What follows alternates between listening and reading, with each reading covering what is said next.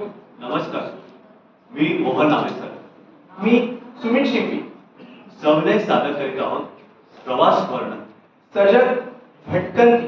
लेखक डॉक्टर राजीव पाठक. दिग्दर्शिका डॉक्टर राजश्री पाठक. सजल भटकंती. वैशाख वणवा. रणरणत ऊन. माझं जणू हक्काचं घर असल्यासारखं ज्या डोंगराला मी मानतो त्या गडावर मित्रासोबत रात्र मुक्काम करून परतीच्या उतरणीला लागलेलो होतो आम्ही. वैशाख वणवा हे रणरणत ऊन, या वेळेचा हा प्रवास, ही डोंगर भटकंती रोजच्या व्यापातून 2 दिवसाची रजा घेऊन नियोजित केली. अर्धा तास चालणं झालं होतं तरी गड अद्याप संपूर्णपणे पाठमोरा झाला नव्हता. थोड्याफार टेकड्या होत्या, त्याच्या आडून गडाचा माथा स्पष्टपणे दिसत होता. हवा स्वच्छ, कोरडी, टवटवीत. ती शरीरात भरून घेऊन जो तरतरीतपणा येत असतो ना, त्यासाठीच सगळा असतो हा खटाटोप. सगळे गडपटलेच गडाचं नाव ऐकून. उन्हाळ्यात हा गड. तसाही हा काही पिकनिक वाल्यांचा डोंगर नाही, तरी ही नेहमीच्या डोंगर पट्ट्यांनी काढता पाय घेतला होता. आणि इतक्या उन्हातही हा माझा मित्र पार्टनर अजून तरी दम टिकून होता बरं का. खरं तर या उन्हासाठीच मी इथं आलो. हा सूर्याचा जळजळ कृष्णपणा, अंगावर चिकटलेलं बोर्डांचं पांघरून फेकून आतमध्ये शिरापणा, खरं तर याच्यासाठीच. पण रस्ता मातीचा, अर्धवट खडीचा, दोन्ही बाजूला वाळक्या गवताचा रानमाळ, विस्तृत प्रदेश, तुरळक झाड, माळरानावर वाऱ्याच्या हलक्या लहरी येत होत्या. 10 वाटून घ्यायसारखे नाही हे आपल्या मनावर होतं. या गरम झाडा थोड्या वेळातच सवय होईल मित्रा. ते पण मला जमेल नाही. चला दुसऱ्याही दिवशी हा दुसरा गड चढायला. अरे पार्टनर, न जमायला काय झालं? अरे हिमालयातल्या 14,000 फुटांवर शिखर चढून गेलेला तू, हे का विचारतोयस? अरे बाबा, तो इतिहास झाला. गेली 2 वर्ष मी ट्रेकिंगला गेलेलोच नाही. आणि मागचे 4 महिने कसे गेले पाहतोयस ना तू. आरामात चढशील. चल ते जरा टिकूयात का? चल. एका झाडाची सावली मिळाली. उतरायला सुरुवात केली तेव्हापासून अनेकदा घेतला होता तसा पूर्ण छाती भरून त्यानं श्वास घेतला आणि सावकाश सोडला. मग आता कसं वाटतंय? गारगार वाटतंय रे बाबा. ही गरम गरम कोरडी हवा नागपुरातून आत जाऊन अगदी छातीच्या पोटाच्या मुळापर्यंत घेतो. मनातल्या मनात मला आठवत होतं, हाच संवाद आणि हाच विनोद मी सुमित्रापाशी केला होता. म्हणूनच यायचं असतं. माझा फोन आला की लगेच. सुमित्राच्या पहिल्या ट्रिपच्या वेळेस मी तिला हेच म्हटलं होतं, तुझं ठीक आहे, तुझ्या घरच्यांनी नाव ठेवतानाच तुझं नाव अनिकेत असं ठेवलंय. घर नाही त्याला तो अनिकेत, म्हणून या गडावरून त्या गडावर. बरोबर? अर्थ बरोबरच आहे रे. घर नाही तो अनिकेत. अरे पण शाप दिल्यासारखं नाही रे घरच्याने ठेवलं असं नाव. हे विश्वची माझे घर, ऐसी मती जयाची स्थिर, किंबहुना चराचर आपणची जागा, तो अनिकेत. बस बस बस बस. जरा पोटे टंगड्यापासून जरा बसू दे बाबा. बस बस बस. म्हणे ऐशी मती जयाची स्थिर. अरे तीच तर नाही यार. गेले 4 महिने. छोड यार. बघ समोर एक क्लिक मारतो बघ. उन्हानं कवेत घेतलेलं जग निरखून आलो. माळरानावर पडलेल्या एका मोठ्या शिळेवर नजर केली. डोंगरावरून कधीतरी एखादा कडा तुटून घरंगळत खाली येऊन पडलेला अखंड अभ्यास कातळ होता तो. मोठा पाषाण स्तंभ. फिरंग्यांनी तोफा लावून गड घेतला होता तेव्हा तर तुटलेला कातळ कडा असावा. एवढ्या मोठ्या दगडाला काय म्हणतात ते? धोंड. हो. अरे मला वाटलं एखादं तुझ्या काव्यात्मक भाषेतलं लिरिकल नाव तरी सांगशील आणि तू काय म्हणतो धोंड. अरे तू काय त्या दगडाचा फोटो काढला? Yes, perfect photo. बघ कॅमेऱ्याच्या भाषेत तुला सांग. बघ याच्यामध्ये उन्हाचा एकदम भन्नाट लाईट इफेक्ट आला. सगळी बॅकग्राऊंडची मागची झाडं पानगळ झालेली आणि कॅमोफ्लॅज मध्ये उठून दिसणारी ही करड्या रंगाची काय म्हणालास होते धोंड धोंडा. हा त्यानं मोबाईलवर मिळालेली क्लिक दाखवली. स्पर्धेत पाठवा इतक्या अप्रतिम फोटो. पाठव स्पर्धेत. स्पर्धा केत्या खरं सांगू का तुला हल्ली कॉम्पिटिशन वगैरे सगळं झूट वाटायला लागले. अरे एक तर आधीच पकडलो 4 महिन्यांपासून वैतरलो हे सगळ्यालाच. घरातली माणसं त्यांच्या आनंद अपेक्षा आणि सतत सतत कुठल्या तरी स्पर्धेत सतत जिंकत राहायचं. त्यापेक्षा चक्क बेघर होऊन अनिकेत अश्वत्थामा. माझ्याही नकळत मी त्याला अचानक तोडलं.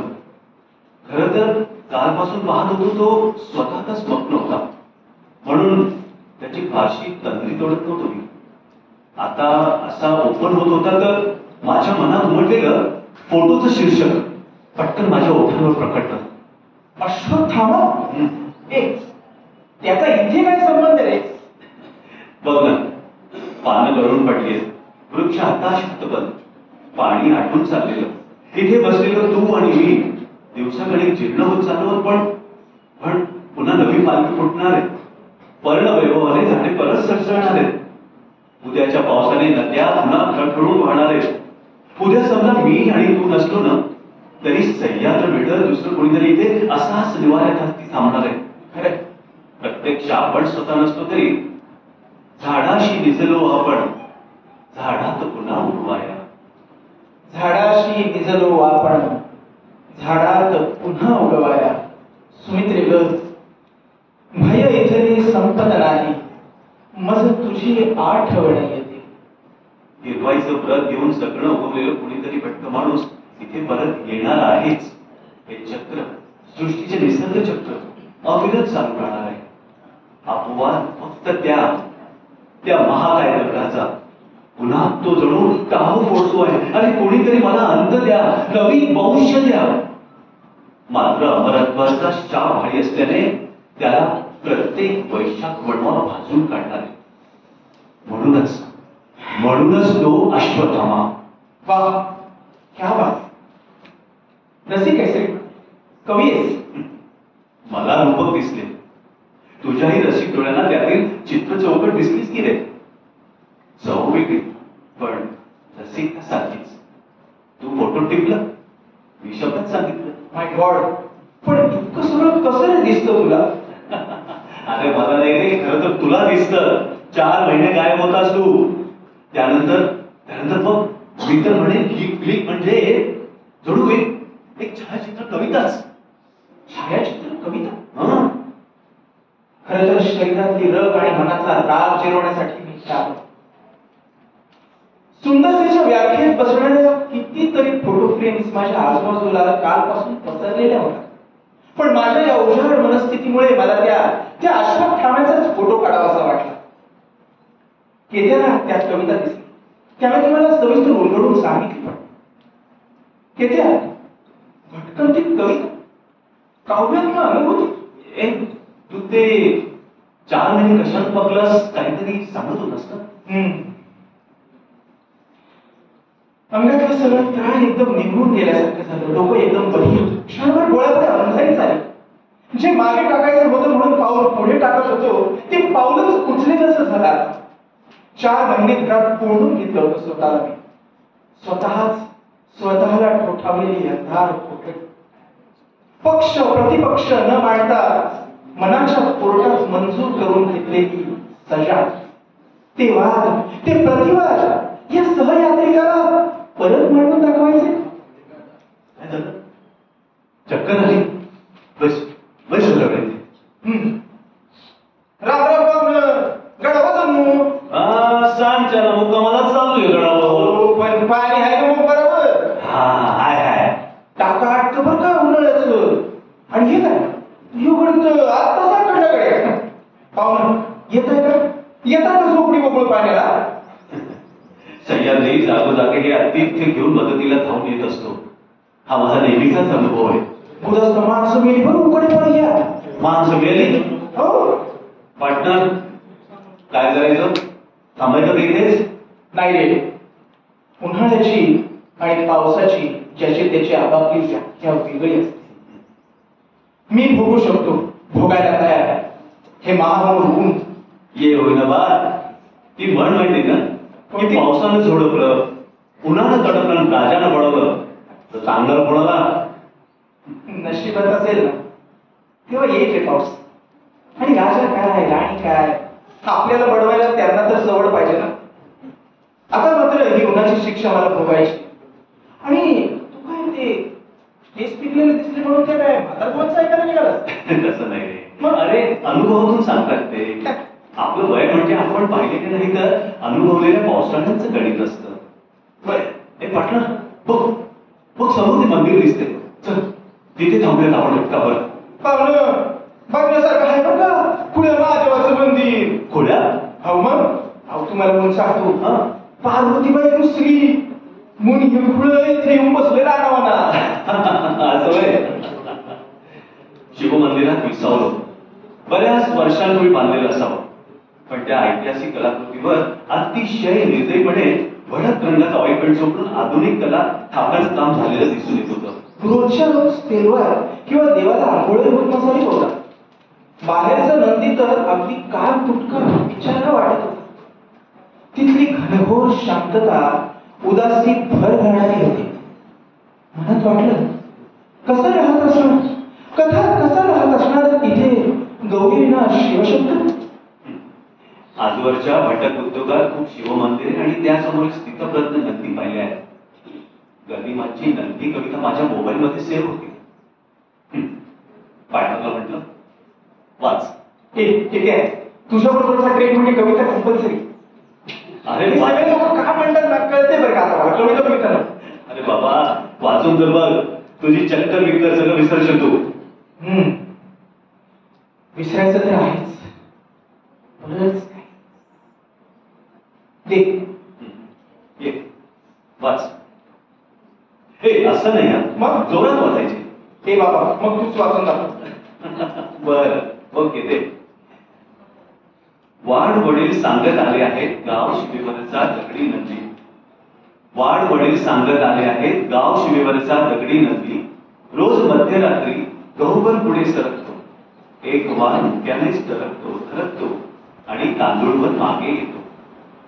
गावापासून एक कोस अंतरावर एक भले मोठे तळे आहे. त्याचे पाणी काळे निळे, त्यावर शिवाळे, आंगडी डोळस असंख्य कमळे. शिवेवरच्या दगडी नंदीला या तळ्याची तहान आहे. शिवेवरच्या दगडी नंदीला या तळ्याची तहान आहे. दिसतो आहे तेव्हापासून निश्चितपणे तो त्या तलावाकडेच पाहतो आहे. तो त्या तलावात पाणी पिईल तेव्हा तृप्त होईल, तळ्यातच विरघळून जाईल. मी 25 वर्षे तरी पाहतो आहे. मी 25 वर्षे तरी पाहतो आहे. तो नंदी आहे तिथेच आहे. वाढ वडील सांगत आले आहे. तीच गोष्ट मी नवागतांना सांगतो आहे. तो नंदी मात्र तिथेच आहे. तो नंदी मात्र तिथेच आहे. कविता मस्त आहे एकदम, पण हे नाही कळालं की गहुबर पुढं तांदूळ मागं काय प्रकार आहे? बघ ना किती नेमक्या शब्दात सांगितले कवीने. काय रे? प्राचीन काळापासून हे सगळं विश्व हा आपला सह्याद्री, त्यावरच्या कितीतरी आस्थापना या उभ्या आहेत. आपल्याला लागतं जेमतेम 5-50 वर्षांचं आयुष्य. खरंय, त्याची भटकंतीसाठी त्यामुळे कमी. अगदी बरोबर. तसेही जो तो आपापली हॅबरसिक पाठीवर घेऊन या लोकांची यात्रा करतच असतो. आपापली स्वप्ने पाठीवर घेऊन त्या दिशेने रोज गहुवर तरी वाटचाल करत असतो. तांदूळवर मागे येण्याची शक्यता असतो. स्वप्न वगैरे आमच्यासारख्या गद्य माणसांच्या आयुष्याला पडत नाही. आमची स्वप्न असतात अगदी साधी सोपी सरळ, मन विचारांना थांबवू शकत. म्हणून नंदीपासून निघून पुढची वाटचाल सुरू केली तरी मन मात्र तिथेच अडकून पडलं. इतकं साधं सोपं सरळ आयुष्य, पण तेही कुठून पायाशी पडलं तर आयुष्यात येतो एक मोठा पॉज. गेले 4 महिने मी भोगतोय तसा. ख्वाब देखे छोटे मोटे पतिया बनाए कैसे, सजना अनाड़ी बेईमान. सुमित्रे ग, बिना तुम्हारे हमें सूरज ऐसा लगता है जैसे जख्म हो आसमां के सीने। काम हो गए जनाब. त्याचं काही नाही रे. ते तू रतनगडचा ट्रेक केला होतास त्याविषयी सांग बरं जरा. गतकाळाचे अवशेष, कधी काळी तिथे वावर असणाऱ्या माणसाशी आपलं असलेले नातं, एखादा डोळस पार्टनर भटकंतीत सह्याद्रीत असला तर ही स्वप्नातली नाती आणि त्यांचं प्रयोजन पाठीवर उतरून डोळ्यासमोर प्रत्यक्षात उमजतं. रतनगडच्या ट्रेकचा अनुभव सांगतो. बोल. त्या दगडी उंच पायऱ्या उतरताना एका सोबत्याने त्या परिसराचा इतिहास सांगितला. शिलाहार घराणे, त्यापैकी 2 बंधू साम्राज्यवादी, राजविस्ताराच्या वेळाने झपाटलेले तर एक कलासक्त, ज्याने शिलाहार साम्राज्यातील 12 नद्यांच्या उगमावर हेमाडपंथी मंदिरे उभारली. त्यातीलच एक हे प्रवरेच्या उगमावरील अमृतेश्वर मंदिर. तू सहज जाता जाता सांगत होता आणि मी श्रवण भक्तीने श्रीमंत होत जातो. बघ ना कसं नशीब असतं. मोठं अजून मोठं होण्यात, आयुष्य घालवण्यात, साम्राज्य उभारण्यात काही अर्थ नसतो. साम्राज्य कधीच लयाला गेली जातात. कला मात्र आजही टिकून आहे, जी अनुभवण्यासाठी तू, मी, आपण सगळेच इथवर पोहोचतो. ही आहे कलेची महत्ता. अगदी कवी गुलजार एका गाण्यात म्हणतात, सिर्फ एहसास है रूह से महसूस करो. त्याने सांगितलेली कलेच्या आयुष्यातील उपयुक्तता माझ्या आत्म्याला स्पर्श करते. ते लक्षात घेण्याची वृत्ती मला नकळतच मिळाली. उरलेला प्रवासभर त्याचं बोट धरून मी चालत राहिले. श्रवण भक्तीने फक्त श्रीमंत नाही तर मनाची गवाड उघडणारी सजगताही मिळवता येते. पार्टनर, हत्ती आणि 6 आंधळे या गोष्टीसारखी असते का भटकंती? कसं काय रे? म्हणजे बघ ना, एखाद्या डोंगरावर उतरणाऱ्या तरळ ढगांची कविता ऐकवतो. एखाद्या गुहेत रात्रीचा मुक्काम केल्यावर त्या नीरव शांततेत गाण्यांचे सूर एखाद्याच्या आतून ओसरून देतात. बरोबर. एखादा आकाश दर्शन घडवतो, नक्षत्र खाणी तुमच्या ओझळीत भरून देतो.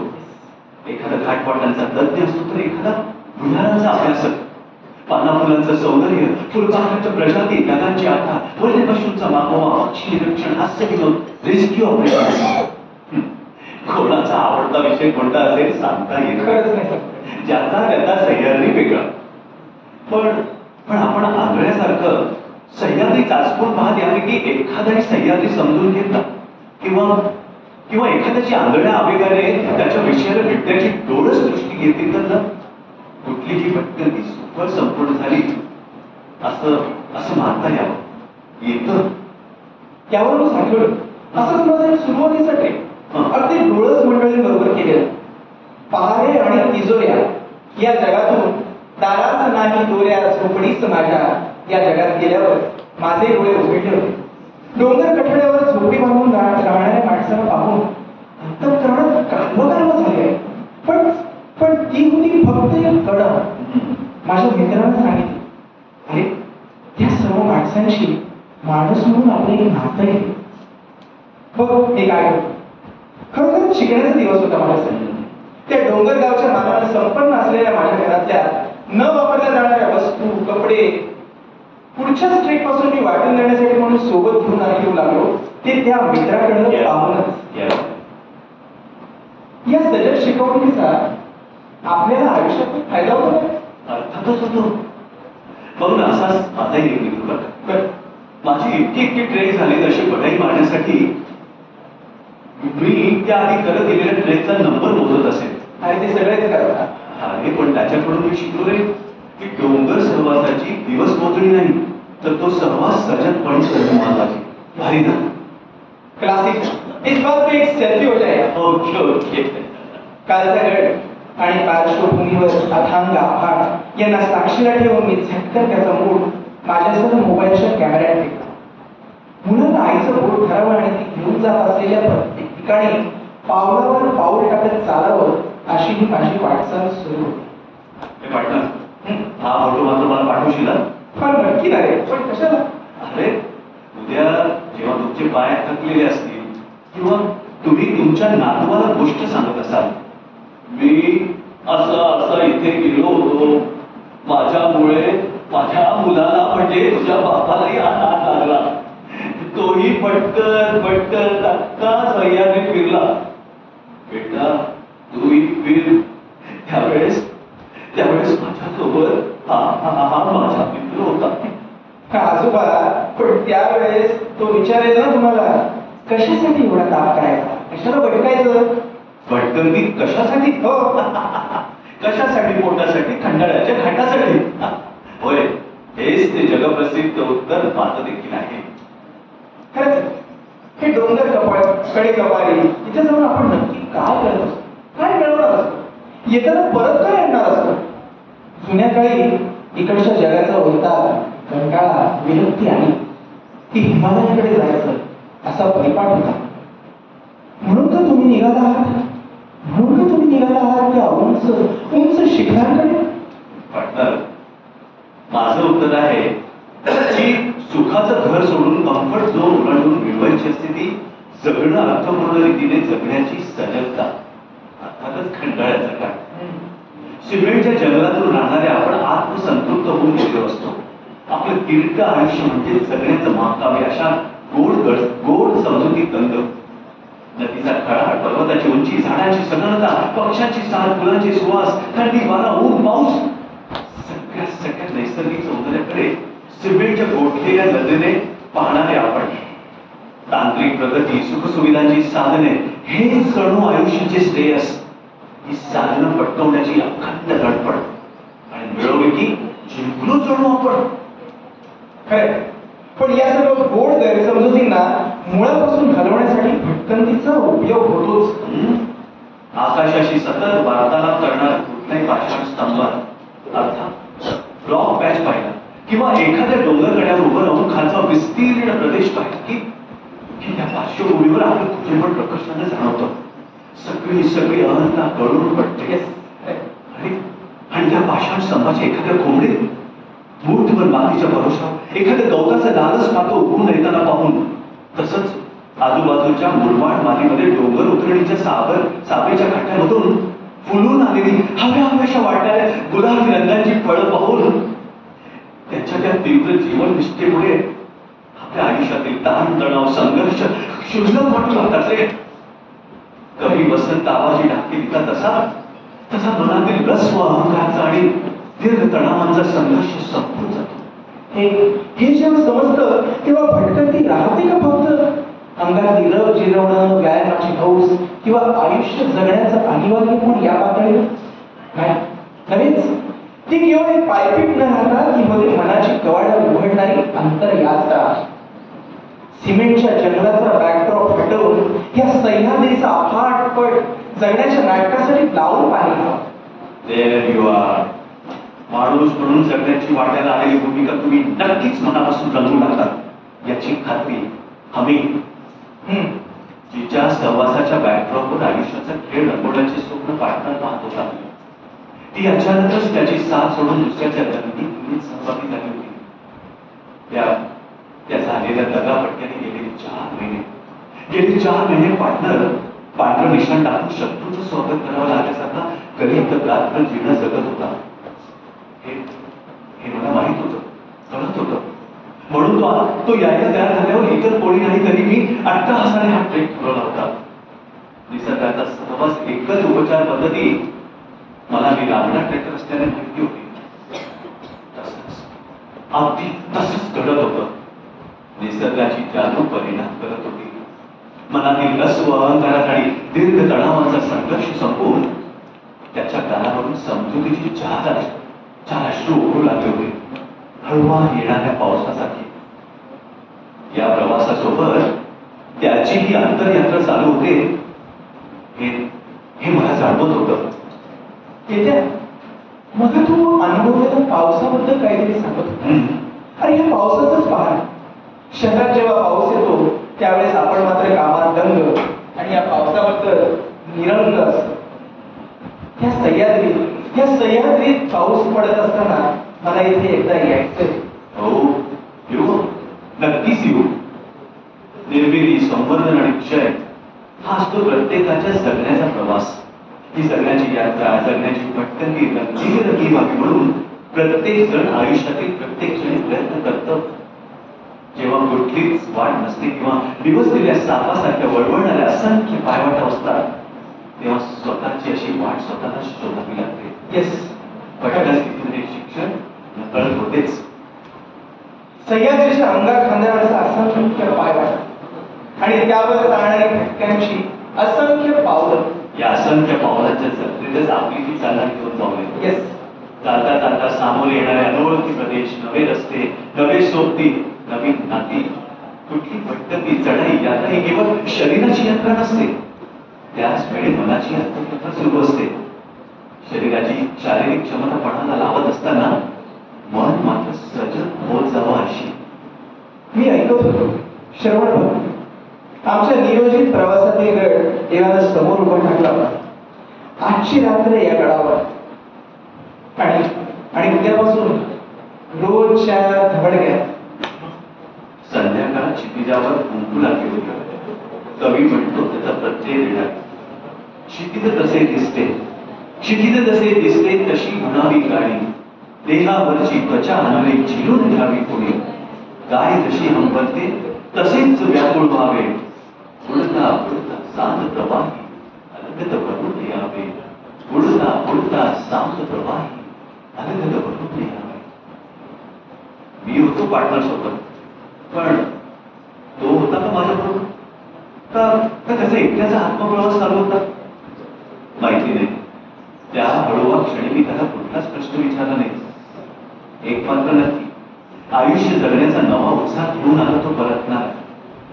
एकट्याने वा सोबतीने भटकंती अशी डोळस नक्कीच होत जावी. पंचेंद्रियांची भूक शमवेल अशी संवेदनशील होत जावी. निगरघट्ट बनवणारी देहावरची त्वचा आंगळी काट टाकल्यासारखी निघून गेल्यावर आलेल्या अलवारपणाला सजगतेचे नयन मिळतात. सजगतेशिवाय भटकंतीला काय लागतं? जगण्याला हो, जगण्याला. उद्या पुन्हा उजाडणार हे बेलाट शिखर ओलांडून रात्रीच्या गर्भात उद्याचा औषधकाल घेऊन येणार पुढचा प्रवास, नवा प्रवास, सजगतेने जगण्याचा. हो, नवा प्रवास, सजगतेने जगण्याचा. धन्यवाद.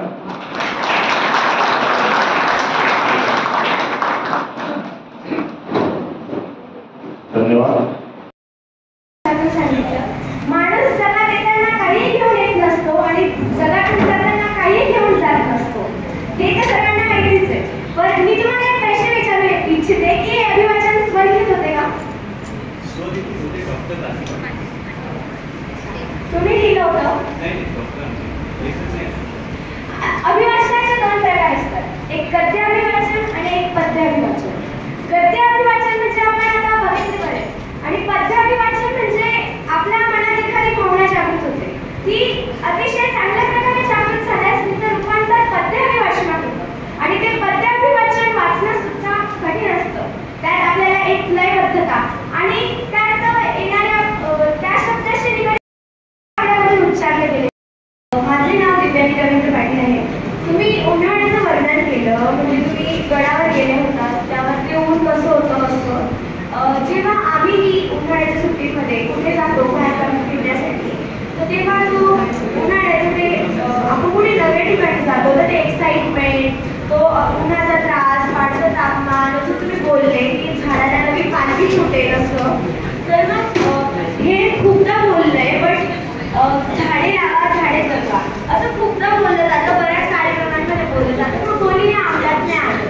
तर मी ह्या कार्यक्रम त्यात मला एक गोष्ट आवडली की जो तुम्हाला उन्हामध्ये तापत होता त्याविषयी तुमची भावना दुःख तुमची माहिती तुम्ही तुमच्या अभिवाचनाद्वारे स्पष्ट सुद्धा केली.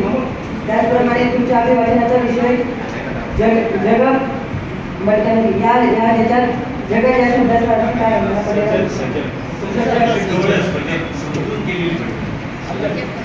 धन्यवाद.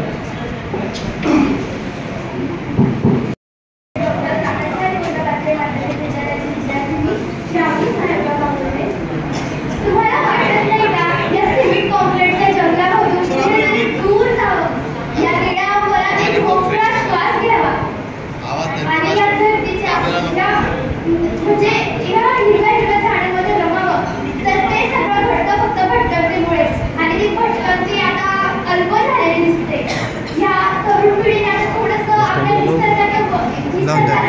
नाही तर पुढे घेऊन घ्या. असं मला वाटलं.